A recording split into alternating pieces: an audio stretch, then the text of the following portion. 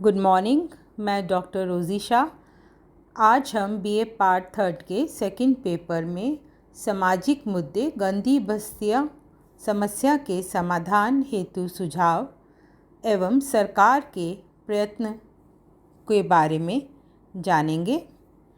गंदी बस्तियों के सुधार हेतु सुझाव। सर्वप्रथम ये ज़रूरी है कि दुर्बल वर्गों, श्रमिकों तथा भूमिहीन लोगों को आसान शर्तों और कम ब्याज पर ऋण प्राप्त करने की अधिक सुविधा दी जाए, जिससे वे अपने लिए मकान का निर्माण कर सकें और विभिन्न प्रचारक माध्यमों के द्वारा ऋण देने वाली संस्थाओं की जानकारी भी दी जानी बहुत ज़रूरी है। औद्योगिक नगरों के बाहर नियोजित ढंग से उपनगरों के निर्माण को प्राथमिकता दी जानी चाहिए। इससे सरकारी भूमि पर होने वाले अतिक्रमण को भी रोका जा सकेगा। इसके साथ ही नगर के अंदर गंदी बस्तियां विकसित नहीं होंगी। नगरों में भूमि सीमा कानून को प्रभावपूर्ण ढंग से लागू करना भी ज़रूरी है।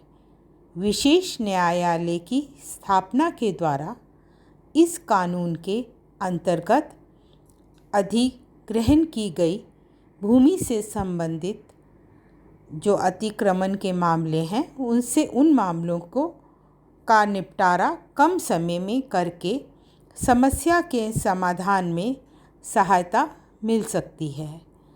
उद्योगों का विकेंद्रीकरण करना ज़रूरी है, जिससे एक ही स्थान पर अधिक उद्योगों की स्थापना न हो सके और इससे बड़े नगरों में जनसंख्या का प्रवास रुकेगा तथा गंदी बस्तियां विकसित नहीं हो सकेंगी।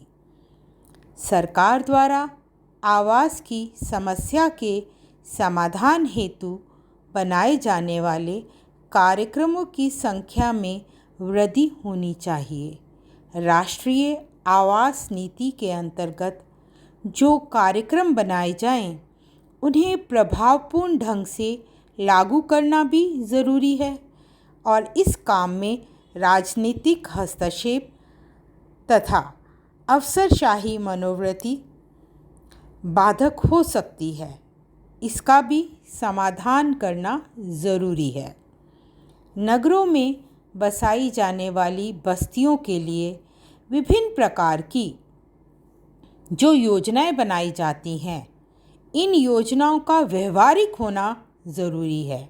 ये भी ज़रूरी है कि गंदी बस्तियों के सुधार के लिए राज्य सरकारों तथा नगर पालिकाओं को जो अनुदान दिए जाते हैं, उनका उपयोग समुचित रूप से हो और उस पर निगरानी रखी जाए। नगर में काम पर आने के लिए यातायात की समुचित सुविधाएं उपलब्ध होनी चाहिए, जिससे श्रमिकों और दुर्बल वर्गों के लोगों को औद्योगिक उपनगरों में रहने में कोई परेशानी ना हो, वे आसानी से अपने घर से काम पर आ सकें। मलिन बस्तियों में पानी की निकासी की उचित व्यवस्था होनी चाहिए और इसके साथ ही पीने के पानी की भी आपूर्ति व रोशनी यानी बिजली की समुचित व्यवस्था करना आवश्यक है। जो भी योजनाएं हों, उनका व्यवहारिक रूप होना चाहिए। केवल योजना बना देने से काम नहीं चलेगा, उस योजना को व्यवहारिक रूप होना चाहिए। गंदी बस्तियों के सुधार के लिए राज्य सरकारों द्वारा जो भी अनुदान दिए जाते हैं, उनका उपयोग समुचित रूप से हो, ये ज़रूरी है और उस पर निगरानी रखी जानी चाहिए और इसकी व्यवस्था होनी चाहिए। न्यूनतम मजदूरी कार्यक्रम को भी प्रभावपूर्ण ढंग से लागू किया जाना चाहिए, जिससे कि कमज़ोर वर्गों की आर्थिक स्थिति में सुधार हो सके। एक बड़ी संख्या में श्रमिक कारखानों में काम करते हैं। कारखानों के मालिकों द्वारा भी आवास की सुविधाएं इन श्रमिकों को उपलब्ध करानी चाहिए। यदि वे श्रमिकों को आवास की सुविधा उपलब्ध कराएंगे तो गंदी बस्तियों को बढ़ने से रोका जा सकता है। अब हम सरकारी प्रयत्नों को जानेंगे जो सरकार द्वारा गंदी बस्तियों के समाधान के हेतु प्रयत्न किए जा रहे हैं। गंदी बस्तियों का सुधार और उन्मूलन करने हेतु कार्यक्रम सरकार ने सन 1956 से ही आरंभ कर दिए थे, लेकिन आर्थिक साधनों की कमी तथा नगरीकरण की तीव्रता के कारण इन कार्यक्रमों में कोई उल्लेखनीय सफलता नहीं मिल सकी। गंदी बस्तियों के सुधार की वास्तविक प्रक्रिया 1990 के बाद ही आरंभ हो सकी। राष्ट्रीय शहरी आवास एवं पुनरावास नीति के अंतर्गत वर्ष 2007 में एक व्यापक सर्वेक्षण द्वारा ये ज्ञात हुआ कि देश के नगरीय क्षेत्रों में 24.7 लाख आवासों की कमी है। शहरी क्षेत्रों में पीने के पानी, सफाई की सुविधाओं, कचरे के निस्तारण, जल निकासी, बिजली आदि समस्याएं नगर के निर्धन वर्गों के क्षेत्रों में बहुत अधिक हैं।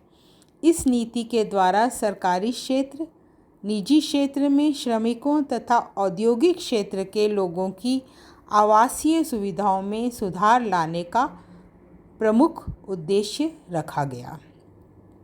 राष्ट्रीय आवास निधि सन 1994 में भारत सरकार ने एक राष्ट्रीय आवास निधि का निर्माण किया, जिसका उद्देश्य आवास से वंचित लोगों को मकान की सुविधा प्रदान करना था, वर्तमान आवासीय दशा में सुधार करना तथा गंदी बस्तियों में नागरिक सुविधाएं उपलब्ध कराना है।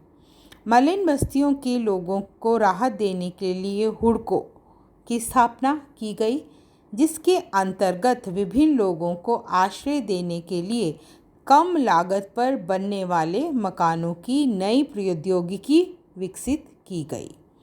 शहरी भूमि सीमा कानून में निवासियों को आवास के लिए भूमि उपलब्ध कराने के उद्देश्य से सरकार द्वारा शहरी भूमि सीमा कानून लागू किया गया और इस कानून का उद्देश्य नगरों में नियोजित निर्धारित सीमा से अधिक की भूमि का सरकार द्वारा अधिग्रहण करके उसे उन लोगों में वितरित करना है जिनके पास कोई आवासीय भूमि नहीं है। निम्न लागत की स्वच्छता योजना 2011 की जनगणना के अनुसार नगरीय क्षेत्रों की गंदी बस्तियों में 2 लाख से अधिक परंपरागत ढंग से ड्राई टॉयलेट्स, शुष्क शौचालय बनाए गए, जिससे मलिन बस्तियों को स्वच्छ बनाया जा सके। शहरी गरीब आवास के लिए ब्याज पर छूट योजना, इस योजना को 2008 से शुरू किया गया और इस योजना का उद्देश्य नगर के निर्धन लोगों को दीर्घकालीन ऋण से आर्थिक मदद देना है। कमज़ोर लोगों को मकान बनाने के लिए 5% पर ब्याज पर आवास के लिए 1 लाख तक के ऋण कर्जा लेने की व्यवस्था की गई, लेकिन ये योजना अधिक सफल नहीं हुई। जवाहरलाल नेहरू राष्ट्रीय नवीनीकरण अभियान सन 2005 में भारत में ये अभियान इस उद्देश्य से शुरू किया गया कि नगर के सभी क्षेत्रों में अत्यधिक निर्धन लोगों को आवास की बुनियादी सुविधाएं देने के साथ ही आवासीय संरचना में सुधार लाया जाए। यह अभियान वर्ष 2012 तक पूरा होना था, लेकिन इसे वर्ष 2014 के लिए आगे बढ़ा दिया गया तथा ये जान लेना भी ज़रूरी है कि भारत की नगरीय संरचना विश्व की दूसरी सबसे बड़ी नगरीय संरचना है। वाल्मीकि अंबेडकर आवास योजना 2001 से केंद्र सरकार द्वारा शुरू की गई इस योजना का उद्देश्य नगर की गंदी बस्तियों में रहने वाले लोगों के लिए मकान की व्यवस्था करना था, उनके रहने की दशा में सुधार लाना था। इस योजना से संबंधित एक और योजना भी है, उसका नाम है निर्मल भारत अभियान, और जिसका उद्देश्य मलिन बस्तियों के लोगों के लिए शौचालयों की समुचित व्यवस्था करना है। संक्षेप में, केंद्र एवं राज्य सरकारों ने बैंक द्वारा ऋण खाता योजना, नेहरू आवास योजना, हुडको द्वारा कमज़ोर वर्गों और कम आय वालों को आवास निर्माण के लिए ऋण वितरण भी गंदी बस्तियों के उन्मूलन के क्षेत्र में उल्लेखनीय कार्य रहा है।